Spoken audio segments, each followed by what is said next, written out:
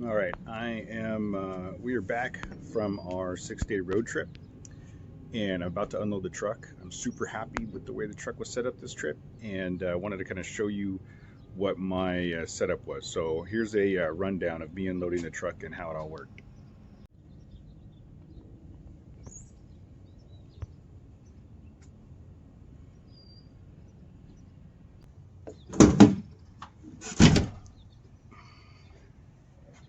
All right, starting from the top, after the bed rack was made, I mean, I've talked about this bed rack a bunch of times. This is Casey, my brother, built this.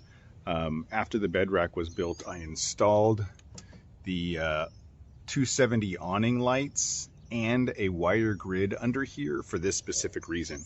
So with the wire grid and this net, I can put sleeping bags up there, up off of the up off of the deck, and have plenty of room. All right, this little guy turned out to be a hit for the week. So it's the pressurized shower from Ironman. I didn't use it as a shower at all. We split our time between camping and hotels, so I didn't really need it. But what it did do was it was a great sink and wash off tool. So I'll show you the hoses that go to it, but this is where it hung for the entire trip. So it's super easy. You connect these two hoses to those two ports under there, and then you press this to pressurize it. You press the thing to pressurize it, and then use the handle to spray. And for washing dishes, for cleaning up our feet, for the dogs, it was a huge success. I was super happy with the way that thing worked. All right, so all the duffel bags set here. These Ironman duffel bags were fantastic. They're super rugged and durable. I do wish they had more compartments so it was easy to separate things, but part of how we fixed that was we brought a separate duffel for dirty clothes. So pro tip, on a long trip like this, if you bring a second duffel bag, what we ended up doing is every day the dirty clothes would go in the end of the other duffel bag, and you don't I just do that duffel bag on the bottom and put these on top of it. All right, next thing we did, which was a huge success, and this came as a tip from my brother, is we brought this as a trash bag. And what we ended up doing every night at camp, we would clip it to here, put a white trash bag inside of it, zip that up, throw it in there, and then this would go on top of everything, and it kept the trash from flying away. It kept the trash in one spot, and then when we get to an opportunity to dump it, we would. Extra firewood, hot wood. I don't know where this comes from, but the stuff was great. Get some hot wood. Get yourself some hot wood. All right, the portable toilet has worked out great for us. This comes with decomposable bags that go inside there to do your thing. There's a bunch of these on the market. Green Elephant is the one I've had for a long time. Ironman makes one I really want to try out, but it is a game changer. Bring yourself a portable toilet, especially if you've got wife and daughter with you.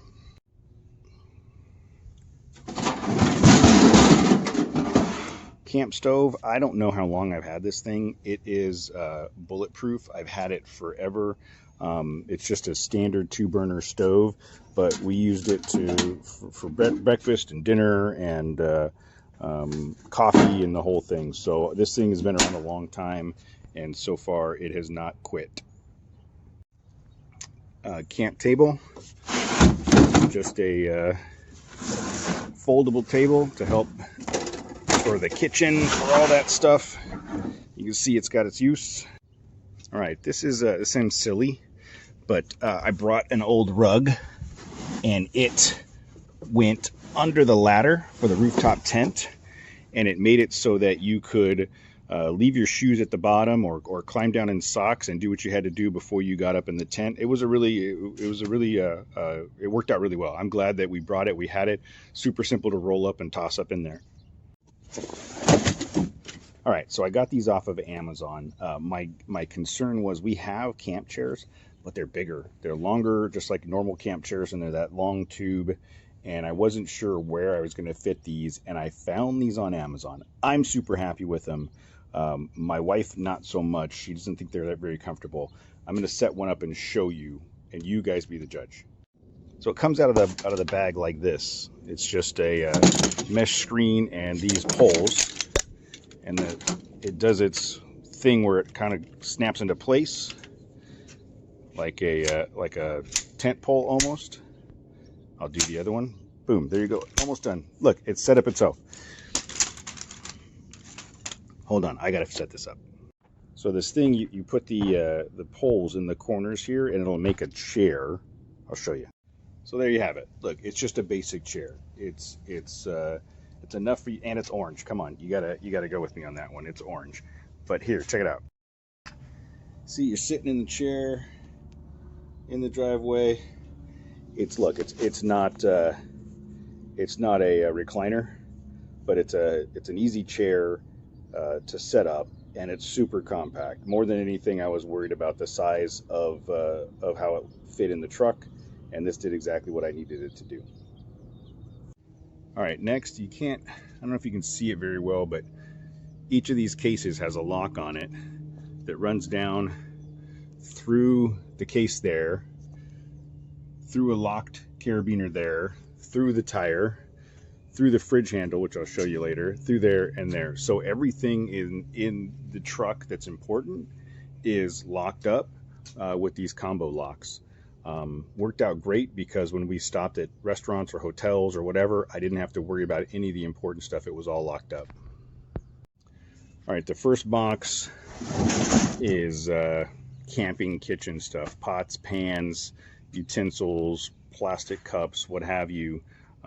These boxes, I've had these Stanley boxes since the late 90s. They were toolboxes at one point when I was in construction, and they've lasted. So they happen to fit really well in here. I want to upgrade them to some better watertight boxes like the maxi cases we'll talk about in a minute, but for this trip they did fantastic.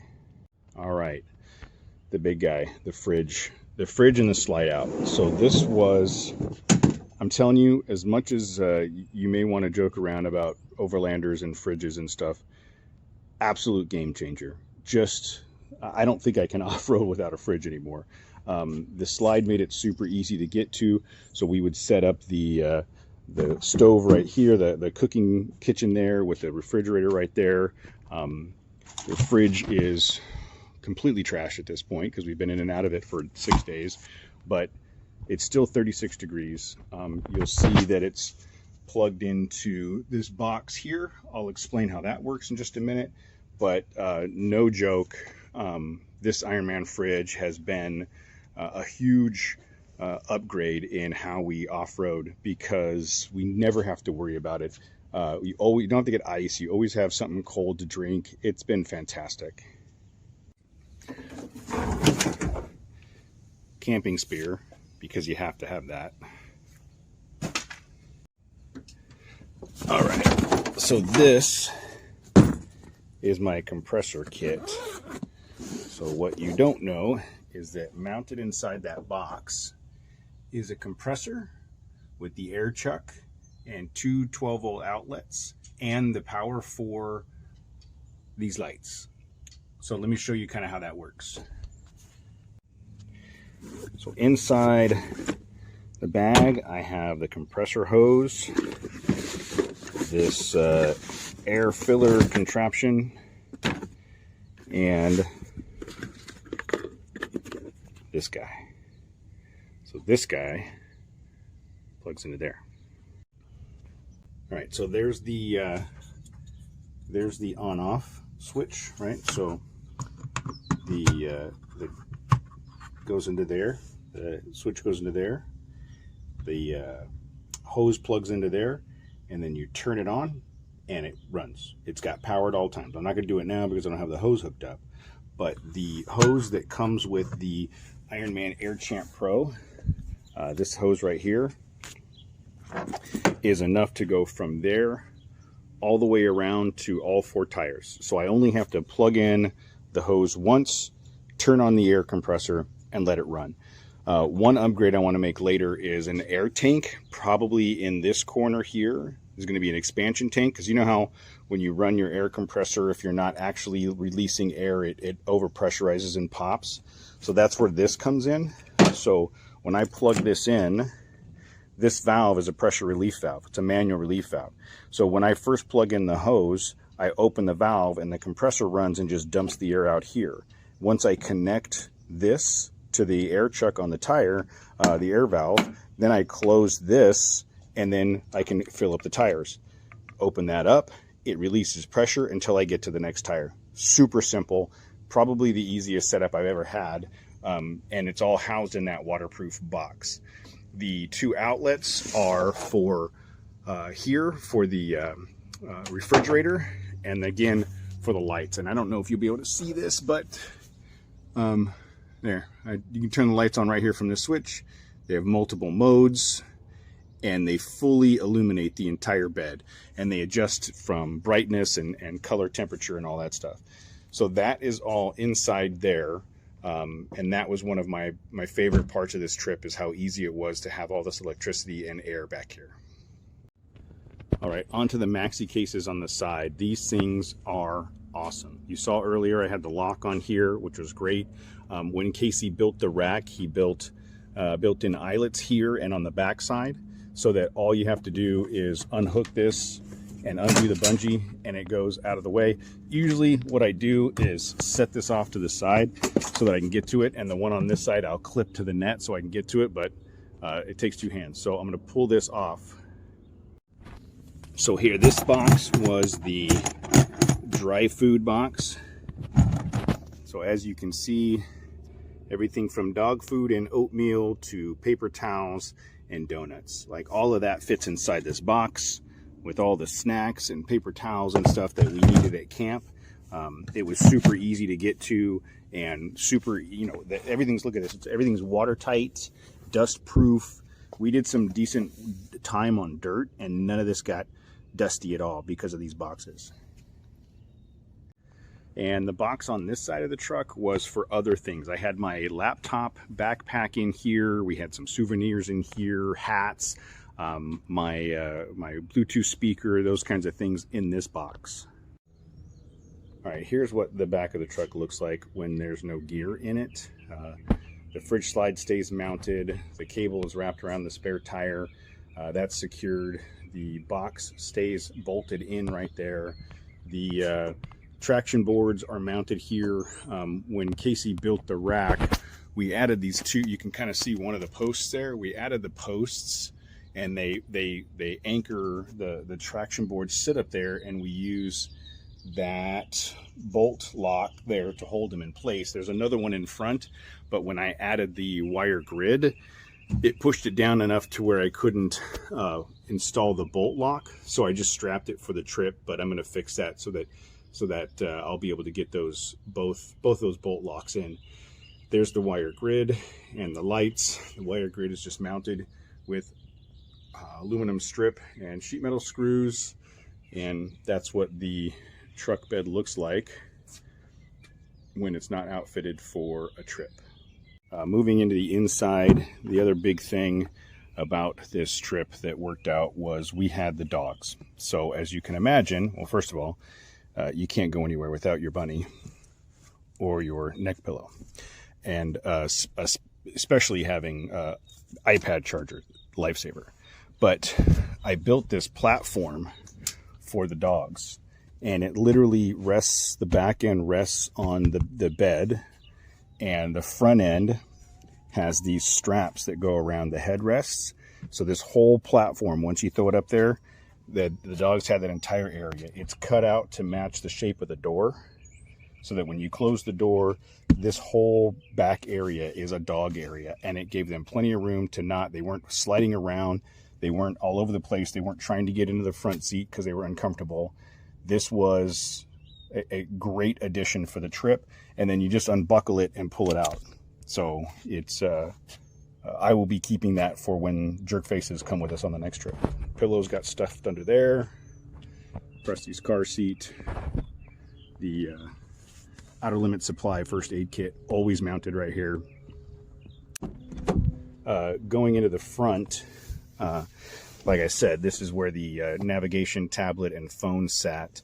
Down here you can see the switch that I have for all of the accessories. That switch that I just turned off turns power on and off to the 2 outlets in back and the compressor and the lights. So when we're not using that, that switch gets turned off and there's no power going back there.